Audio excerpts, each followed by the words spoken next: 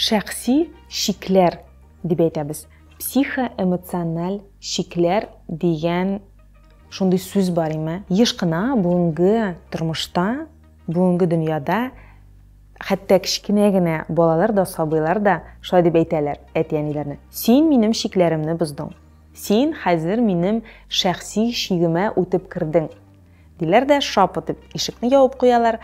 Һәм дөресен әйткәндә, балалар белән мин бу моментта килешер идем.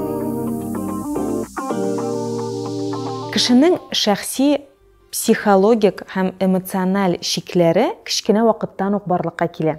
Иң беренче чиратта бала каядыр бер яше җитүгә, бер яше тулар-тулмас, инде үзенең аерым кеше икәнлеген аңлый башлый. Бер яшькә кадәр, бигрәк тә иң беренче үзенең гомер көннәрендә балалар үзен һәм әнисен бер бүтән итеп күз алдына китерә. Бу аның баш миенең төгәлрәк әйтсәк, кара больших полушарий дип әйтәбез име? Караның әле җитлеге бетмәү белән бәйле. Һәм беренче шикләр бала вакытта нәкъ менә бер яшь тирәсендә билгеләнә башлый. Бала инде монда аерым кеше икәнлеген, әнисенең, әтисенең, уенчыкларның бөтенләй башка предмет икәнлеген дөрестән дә аңлап, аерып, танып белә башлый. Соңрак бала җитлегә үсә, аның баш мие шулай ук җитлегә, һәм ул шулай ук 3 яшькә җитүгә төгәл итеп үзенең шикләрен инде үзенең өчен генә түгел, башкалар өчен дә билгеләп әйтеп күрсәтә.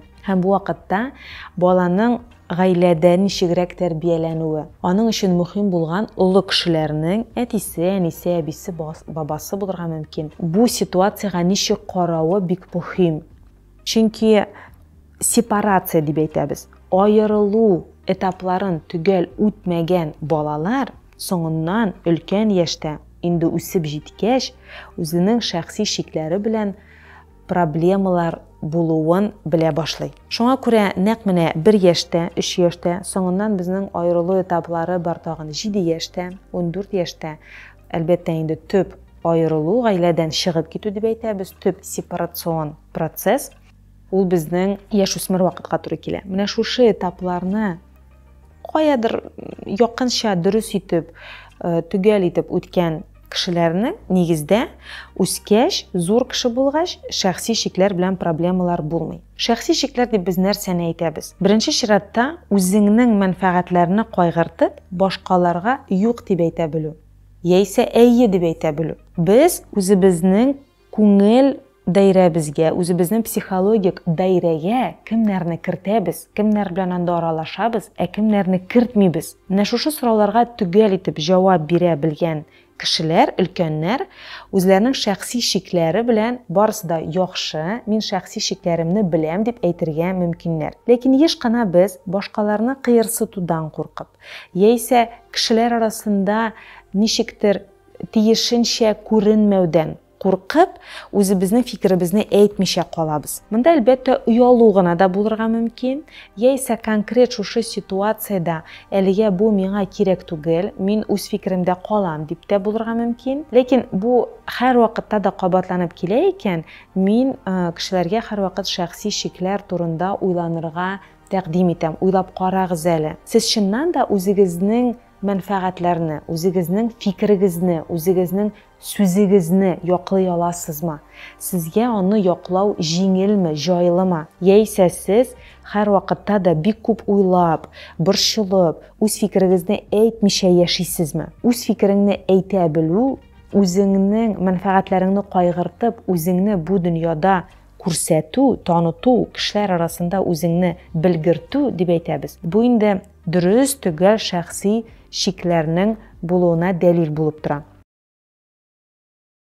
Шәхси шикләр безгә ни өчен кирәк?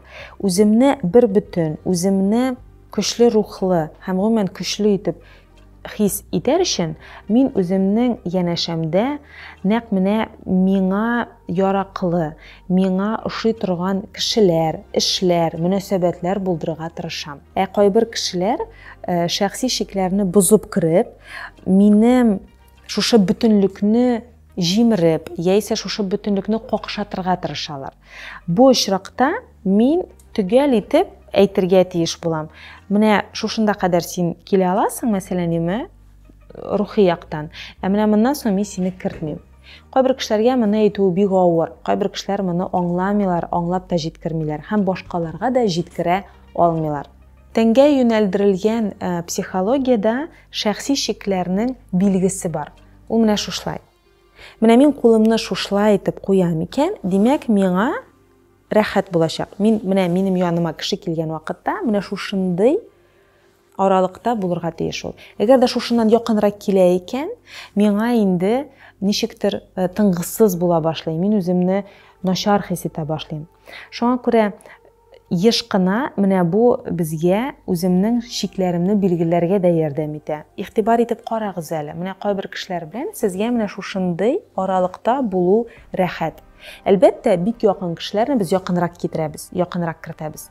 Ләкин якын булмаган, туган булмаган кешеләр белән безнең шикләребез менә шушлай булырга тиеш. Шит кешеләр белән шәхси шикләрегезне менә шушындый аралыкта сакласагыз, шушындый аралыкта тотсагыз шит кешеләрне, сезнең эшегездәге күңел халәте тутырыклы булыр.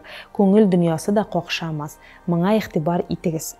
Улы җитлеккән кеше үзенең шәхси шикләренең түгел кайда икәнлеген белеп, һәр вакытта да аны кайгыртып тора. Шунысын да әйтеп китәсем килә, сезнең шикләрегез каты булырга тиеш түгел. Әгәр дә ул, мәсәлән, пыяла кебек каты икән, аңа башка кеше килеп бәрелсә, яисә нидә булса вакыйгалар килеп бәрелсә, ул коелып төшәргә мөмкин. Безнең шикләр сыгылмалы булырга тиеш. Беләсезме, менә ортопедик мендәр кебек. Мәсәлән, нинди дә булса вакыйгалар, яисә кешеләр, яисә аралашу минем шикләремә бераз гына үтеп керә икән, билгеле бер форма ала да минем шикләрем, соңыннан яңадан үзенең формасына кайта. Менә шундый шикләрне булдыру өстендә эшләргә кирәк. Чөнки тормыш төрлечә булырга мөмкин. Кешеләр бу тормышта яшиләр икән, алар үзләрен төрлечә тота белергә тиеш. Мин тегеләй дә эшли алам, булай да эшли алам, бөтенләй башкача да эшли алам. Вариативность дип атала.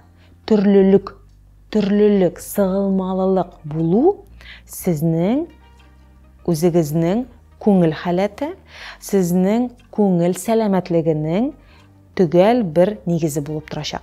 Шуңа күрә сыгылмалы, төрле булырга тырышырга кирәк. Мин вакыйгаларның нинди генә булуына карамастан, һәр төрле вакытта, һәр төрле мөнәсәбәтләрдә үземне тулы бер бөтен итеп хис итәм. Юк дип әйтү авырлыклар тудырырга мөмкин. Бу, беләсезме, миңа калса бер кадәр милли үзенчәлек дип әйтергә мөмкин. Без еш кына ярарга тырышабыз, җайларга тырышабыз. Үзебезнең фикеребезне әйтмибез, яшереп калдырабыз, башкаларның фикерен тыңлыйбыз. Ләкин бары тик юк дип әйтә белү үзеңнең дөрестән дә эштә булган фикереңне кайгыртуның төп беренче нигезе булып торырга тиеш. Без юк дип әйткән вакытта үзебезне саклап калабыз. Үзебезнең бөтенлекне саклыйбыз. Шуңа күрә, әгәр дә сез юк дип әйтә белмисез икән, һәм бу сезне борчый икән, шул хакта уйланыгыз бераз. Мин үземнең мәнфәгатьләремне шушы дөньяда яклый аламмы? Мин үземнең сүземне, фикеремне яклый аламмы? Гомумән, мин үземне бу дөньяга ничек тәкъдим итәм? Кем рәвешендә тәкъдим итәм? Һәм тәкъдим итәмме? Әллә мин бөтенләй үз өнемдә генә ятып, бер кайда чыкмыйча, бер кешегә дә үзенең фикеремне әйтмичә генә яшимме? Шунысын да әйтеп китәсе килә. Без әйткән һәрбер әйберләр, һәрбер сүзләр, фикерләр айрым бер контекстта каралырга тиеш. Әгәр дә сез юк дип әйтә алмыйсыз икән, һәм бу сезне берничек тә борчымый икән, зинһар өчен бу мәсьәлә белән башыгызны катырмагыз. Чөнки кем өчендер бу актуаль тема булса, кемдер бер кашанда юк дип әйтми, бөтен нәрсәгә ризалашып, җайлашып яши, һәм ул бу халәтендә бәхетле икән, зинһар шунда гына кала күрегез. Гомумән, психология шундый әйбер инде ул, без бары тик кешенең күңелендә ризасызлык тудырган ситуациялар, вакыйгалар, фикерләр, хисләр белән генә эшлибез. Әгәр дә сезнең күңелегездә бернинди ризасызлык тумый икән, рәхәтләнеп, шул халәтегездә яшәгез, бәлки сез нәкъ менә шушы халәттә бәхетледер.